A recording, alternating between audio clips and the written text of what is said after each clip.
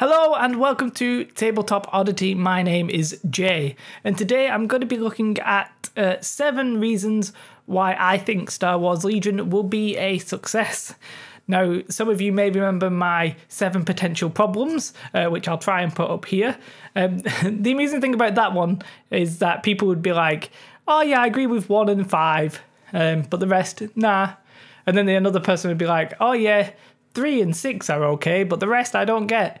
And that was me. I was trying to be devil's advocate. I wasn't saying that I had a problem with all those 7 problems. I was saying somebody might do. Whereas in this case, I actually do think Legion will be a success, and I think possibly for these 7 reasons. There's probably more. I'd be very interested to hear your thoughts. And yeah, let's do them. Or just briefly, I've had somebody say that I'm a GW fanboy, and I've had somebody say I'm a FFG shill. I can confirm I'm not in league with either of those 2 companies, and you know, I'm quite happy that people are thinking I'm the extremes of each. Feels like I'm doing my job right. Anyway, number 7. There's no other way to say this apart from it's Star Wars. Everybody knows Star Wars. Apparently it's really popular. There's new films and that kind of thing. It's really brought the interest back. It's not like at the prequels. People didn't really like those so much. We've got new films that people are actually hyped about. It's Star Wars. So that's that. Number 6 is a bit of a weird one because I don't think... I'll say it and you'll be like, why is this a reason it'll succeed? Basically, I think it's quite important that they're going to allow pre-measuring. And I think it's just going to cut down on arguments. It just makes the game a little bit more friendly when the information necessarily isn't hidden. And for example, I was watching the UK Nationals and there was an English guy versus, I think, a Dutch guy maybe. And the English guy measured and then the Dutch guy measured and the English guy was like, oh, I don't really think you should have measured that. And the Dutch guy was like, oh, I'm allowed to. And I think, but as far as I could tell, this was in X-Wing, by the way.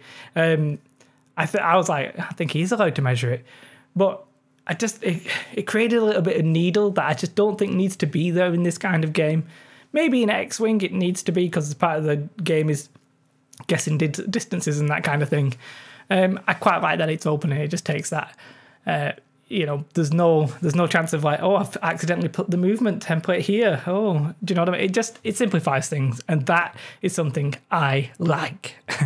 Number 5, Games Workshop. Now, Games Workshop, well, they're not the biggest, but they're one of the biggest model making companies in the world. They were the behemoth, you know, they were everything sort of before Star Wars X-Wing came out.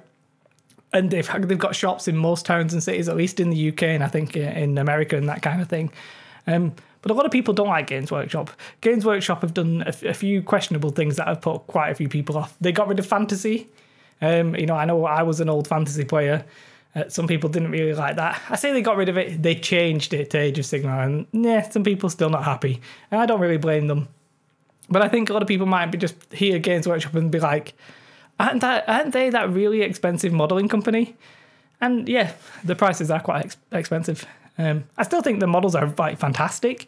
I just think some people will be so put off by Games Workshop that almost any company will do. And well, this one isn't made by Games Workshop, it's made by Fantasy Flight Games. And that leads me on to number 4. It's Fantasy Flight Games.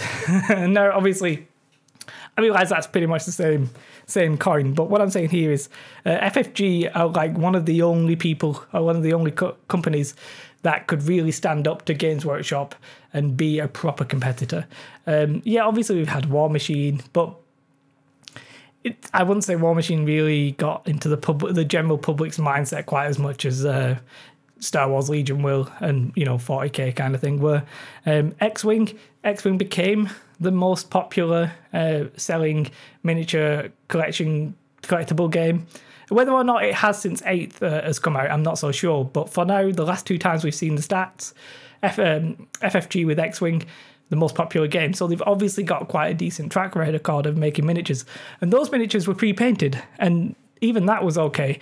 These in Legion aren't going to become... aren't being pre-painted, which again I actually think is probably a good thing. It gives people an alternative to X-Wing, people who like the hobby, and I like the hobby, so I just feel like Fantasy Flight Games are a company that can stand on their own 2 feet and properly compete with the financial clout to not take down GW, but I think it's now a clash of the titans rather than a titan versus like Jason and the Argonauts.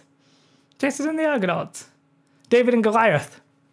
I don't know why I was thinking Jason and the Argonauts. A David and Goliath contest, it's more, 2 titans. So I feel like that'll be important. Number 3, dice and simplicity. So I'll get onto simplicity a little bit more in a moment, but the reason I say dice is there's no necessarily comparing of stats. Say like in a War Machine or 40k or whatever you generally get stuff like, oh, my strength is 7 and your toughness 5, therefore what do I need to hit? You don't really have to remember it. Or I'm ballistic skill 5, but there's an obstacle in the way and you're in cover. It's 3+ to hit. It's quite a lot simple in that sense. You've got your custom dice. Everything you can find is on the cards, so like your attacks are going to be either on the initial card or your upgrades, and your defense is 1 colored dice, and you get your defense dice every hit. It's just a simple. So let's say I'm shooting you, I've got 5 guys, I roll, say I've got 1 shot each, I roll my 5 shots, I hit you with 3. Well, we don't, it's a hit on the dice, done.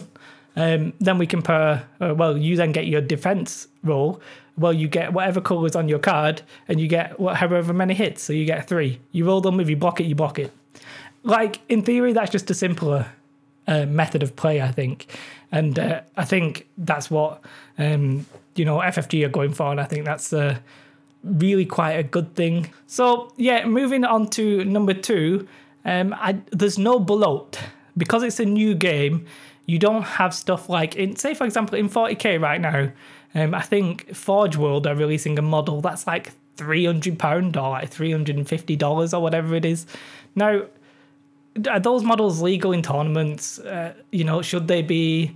Well, some will disagree. Like some will say no, some will say yes. There's like loads and loads of factions that have rules, but maybe haven't been not that they haven't been updated, but they don't have like a new codex. Even the new codexes, they have different battle detachments and stuff like that.